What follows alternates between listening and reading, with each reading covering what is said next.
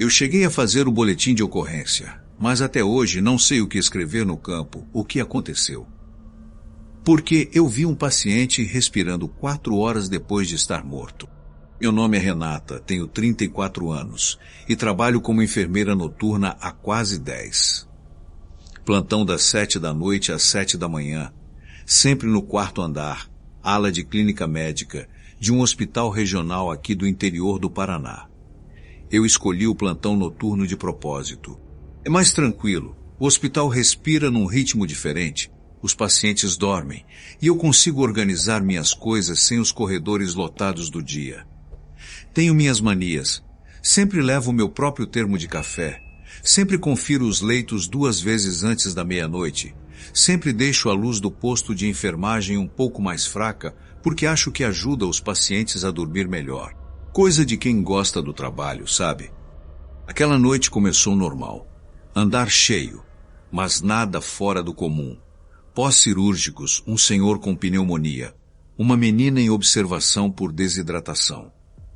E o leito 14, o senhor Osvaldo, internado por uma arritmia, estável, com alta prevista para a manhã seguinte.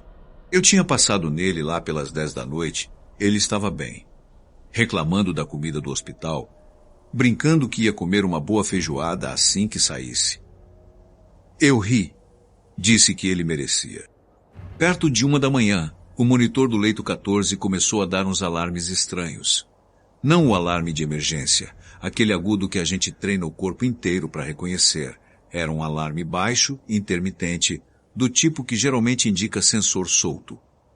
Eu fui até lá, achando que era isso. Ele deve ter se mexido durante o sono e desconectado o eletrodo, pensei. Acontece toda hora. Só que quando cheguei perto da porta, o corredor daquele trecho estava mais silencioso do que devia. Vocês sabem como é um hospital à noite. Nunca é silêncio total. Sempre tem um ronco de máquina, um pigarro, um chinelo arrastando. Ali não. Era como se alguém tivesse baixado o volume do mundo inteiro só naquele pedaço do corredor. A lâmpada fluorescente em cima da porta do 14 estava piscando, um zumbido baixo que eu já tinha ouvido antes em outras lâmpadas velhas do hospital. Não dei importância. Empurrei a porta. O senhor Osvaldo estava sentado na cama, de olhos abertos. Eu falei o nome dele, perguntei se estava tudo bem, e ele não respondeu, mas o peito dele se movia.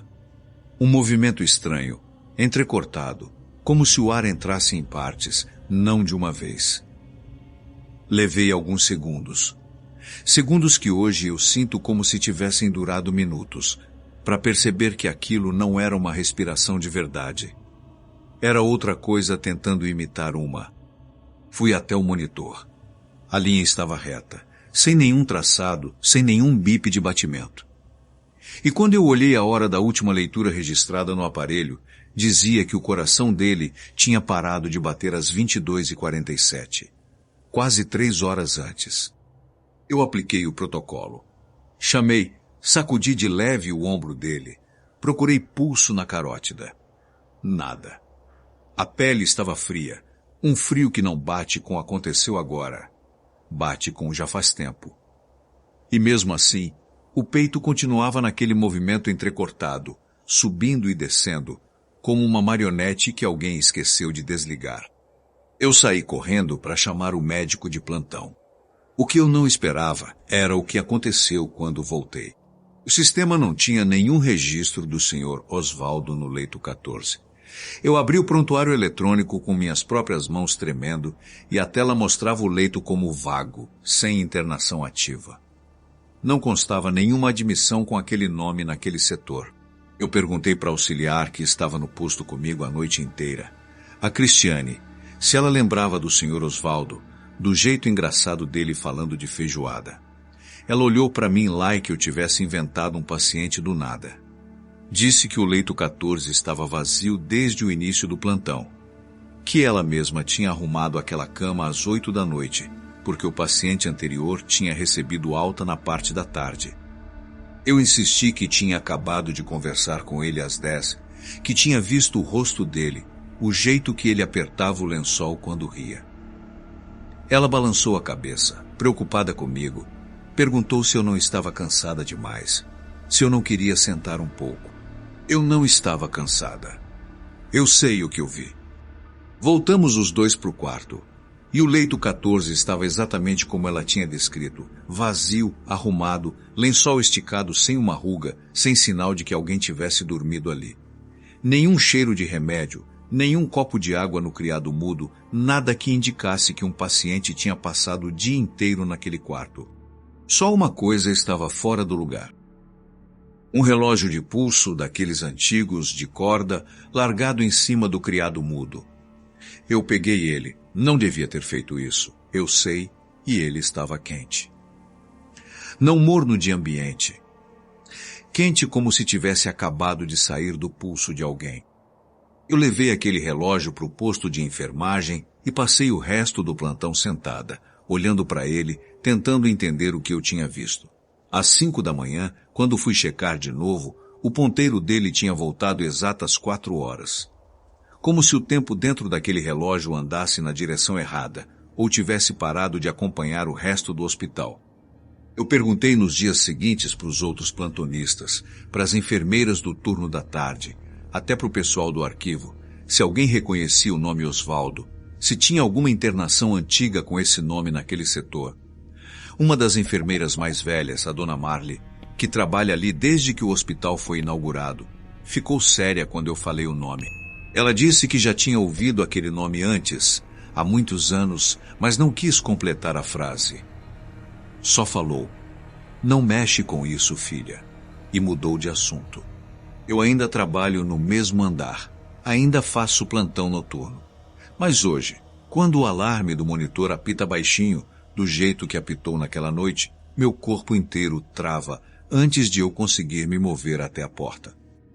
O relógio ainda está comigo. Guardado numa gaveta em casa, embrulhado num pano, porque eu não consigo olhar para ele por muito tempo. De vez em quando, sem eu tocar nele, sem dar corda, ele anda. Só um pouquinho. Só o suficiente para eu saber que ele ainda está funcionando de algum jeito que eu não entendo. Eu não sei quem era o Sr. Osvaldo. Não sei se ele existiu antes daquela noite, ou se ele só existiu naquelas 3 horas em que ficou sentado naquela cama, respirando um ar que não vinha de lugar nenhum. Só sei que às vezes, no meio do plantão, num corredor vazio demais, eu sinto que alguém está tentando respirar de novo, em algum lugar daquele hospital, esperando que alguém entre no quarto certo. Gente, eu ainda tenho o relógio guardado. Já pensei em jogar fora várias vezes e nunca consigo. Uma coisa que acabei de lembrar, os hospitais antigos como esse, principalmente no interior, quase sempre tem uma história de leito amaldiçoado ou quarto que ninguém quer trabalhar sozinho. Isso não é exclusividade nenhuma. É quase uma regra não escrita entre quem trabalha em plantão noturno. Deixo bem claro, esse é um relato, uma experiência pessoal, não um fato documentado ou comprovado. Cada um pode tirar sua própria conclusão. Vocês já trabalharam ou conhecem alguém que trabalha à noite e passou por algo que não conseguiu explicar? Conta aqui embaixo, eu leio todos os comentários. Se esse relato te deixou com aquele arrepio na nuca, deixa o like e se inscreve, porque na próxima semana eu vou contar sobre um caso que aconteceu comigo numa estrada vazia, de madrugada, que eu não gosto nem de lembrar direito. Até o próximo vídeo, um abraço do Luke.